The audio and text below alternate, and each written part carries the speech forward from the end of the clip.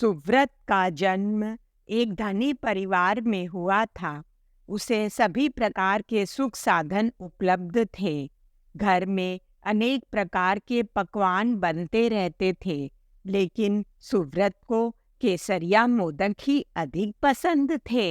जब भी उसकी इच्छा होती, केसरिया मोदक तैयार हो जाते। इस प्रकार लाड़ प्यार और सुख सुविधा में सुव्रत बड़ा हो गया। एक बार उस नगर में आचार्य शुभंकर अपने संग सहित पधारे। उनके उपदेशों से प्रभावित होकर सुव्रत ने संयम दीक्षा ले ली। तपः साधना करते हुए अपनी प्रखर प्रतिभा से संपूर्ण आगम साहित्य का अभ्यास कर लिया। उसकी लगन, रुचि तथा तपः साधना की साथी मुनि भी प्रशंसा करते और आचार्य तो अपने सुयोग्य शिष्य को पाकर आनंदित थे। अनेक जनपदों में विहार करते हुए आचार्य शुभंकर राजगृह नगरी में अपने संग सहित पधारे। उस दिन राजगृह में मोदक का उत्सव था। सभी घरों में मोदक बन रहे थे, कहीं दाल के तो कहीं बेसन के और कहीं केसरिया मोदक।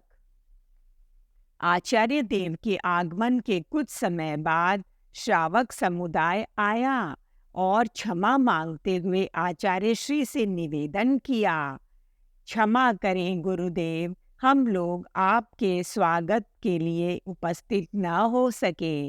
आज मोदक का उत्सव है, उसमें लगे रहे। आचार्य ने पूछा, मोदक किस वस्तु के बनते हैं? श्रावकों ने बताया, यह तो अपनी आर्थिक स्थिति और रुचि पर निर्भर है। दाल, बेसन आदि कई प्रकार के मोदक बनते हैं और केसरिया मोदक भी बनते हैं। केसरिया मोदक स्वादिष्ट भी अधिक होते हैं, लेकिन उनमें खर्च अधिक पड़ता है। आचार्य देव ने सोचा कि मोदक गरिष्ठ भोजन है, इसको खाने से स्वाध्याय और ध्यान में चित्त एकाग्र नहीं हो सकेगा। इसलिए उन्होंने उपवास का संकल्प ले लिया और अन्य मुनियों को भी ऐसी ही प्रेरणा दी। उन सब ने भी उपवास का नियम कर लिया। लेकिन सुव्रत मुनि ने ज्यों ही केसरिया मोदकों का नाम सुना तो उन्हें बचपन की याद आ गई। उन्होंने उपवास नहीं किया और गुरुदेव से आज्ञा लेकर गोचरी हेतु चल दिए। मुनिश्री प्रत्येक घर में जाते और देखते कि केसरिया मोदक हैं या नहीं। दोपहर से संध्या तक घूमते रहे, लेकिन उन्हें केसरिया मोदकों का योग प्राप्त नहीं हुआ। अब तो सुव्रत मुनि अशांत हो गए। उनके स्वाद की आसक्ति उन पर हावी हो गई। उन्हें समय का ध्यान नहीं रहा। रात होने पर भी सड़कों पर चक्कर लगाते रहे। उनके मुंह से केसरिया मोदक, केसरिया मोदक, केसरिया मोदक शब्द ऐसे निकल रहा था जैसे कोई बेभान दशा में प्रलाप कर रहा हो। श्रावक जिनभद्र ने ये शब्द सुने तो उसने खिड़की से देखा। मुनिश्री को इस रूप में देखकर वह चौंका। वह समझ गया कि केसरिया मोदक न मिलने से मुनिश्री पर अप्रिय असर हुआ है और ये अपना संतुलन खो बैठे हैं। उसने अपना कर्तव्य निश्चित किया और मुनिश्री को आदर सहित घर के भीतर बुला लाया तथा उन्हें केसरिया मोदक बहराए। जब मुनिश्री चलने लगे तो उसने विनम्र स्वर में पूछा, मुनि प्रवर, कितना समय हुआ है?